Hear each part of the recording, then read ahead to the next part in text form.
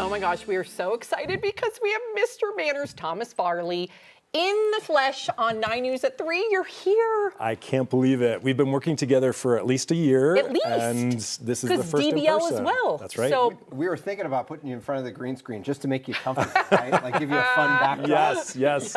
No, it's much nicer to be in person, which is actually what we're talking about today. Yeah. So I actually read this piece I think you're talking about. We're talking about partying. There's a recent report that says that people are partying less, hosting fewer parties, and that Gen Z might be to blame. Yeah, so every year the Bureau of Labor Statistics does this study on how Americans spend their time. And it's how many hours we're sleeping, how many hours we're working, household chores, and so on. And what the study finds, particularly for Gen Z, the amount of face-to-face interaction that they're doing, which probably comes as no surprise, is way down. So this study started in 2003, and the most recent study is from 2024.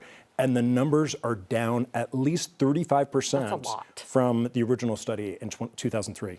I was just saying, you think about like the 50s and 60s, and people constantly had gatherings at their houses, and like we just don't do that much anymore. I know. What are people doing instead of going to parties? Yeah, so that's a really interesting point you make, because this also blew up on Reddit.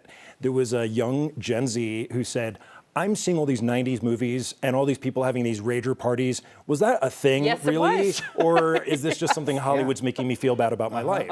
Because they don't happen anymore. And so the fact is, it's gaming. So you're socializing with your friends in your own house.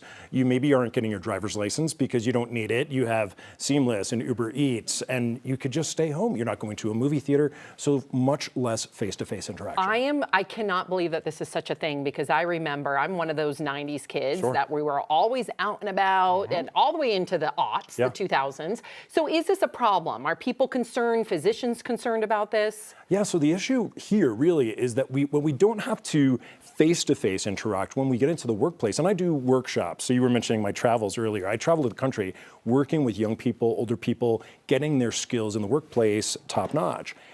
Gen Z is really struggling with this. Suddenly, when they're not on Zoom, and they don't like emailing, they don't like making a phone call, and they certainly, the face-to-face interaction, the Gen Zs stared. I don't know if you covered that this week. That became a thing, the Gen Z stare, where someone in the Gen Z age just kind of looks past you and doesn't really engage. It's real weird. It's a thing. That's scary. Yeah. So it is an issue, and it's showing no signs of getting better. I can't help but think a lot of people call this the age of loneliness, right? Like this is kind of this new epidemic in a way that like people are spending so much time on their own.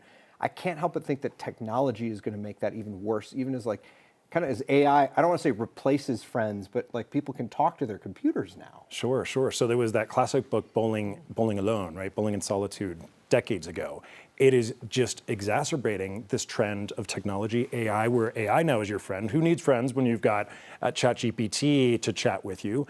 And I fear that the real wholesome, the oxytocin that comes about in the body, the adrenaline rush that you get from really wonderful face-to-face interaction, it's vanishing. Oh gosh, that is very terrifying. So did you learn like what we can do about this? I mean, you being an etiquette expert, you know what helps empower people and makes people feel connected. So what do you suggest, and what did the study say? Sure, yeah. So the study doesn't really address remedies. It's just reflecting numbers. And again, the trend is alarming.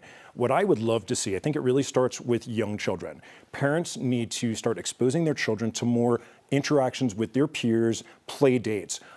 When I was a kid, my parents would have parties of their friends, and we didn't go play our video games. We were down chatting with the adults. And that interaction builds the social skills that will be so invaluable later in life.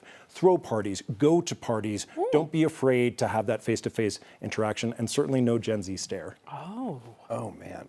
I just learned in the newsroom earlier today, we're talking about hot dogs later on the show. They have their own word, they have their own vocabulary. Yeah, what was it called? A glizzy. Have you heard of this? That one I've not encountered. Okay, thank God, because I was the only person in the room there for a minute that didn't know what it was. But it'll be interesting to see how all of that plays out in culture. And you can already see it, like Party City basically went out of business. I know, my goodness. Well, hey, like the BC Boys said, you got to fight for your right to party. There you go.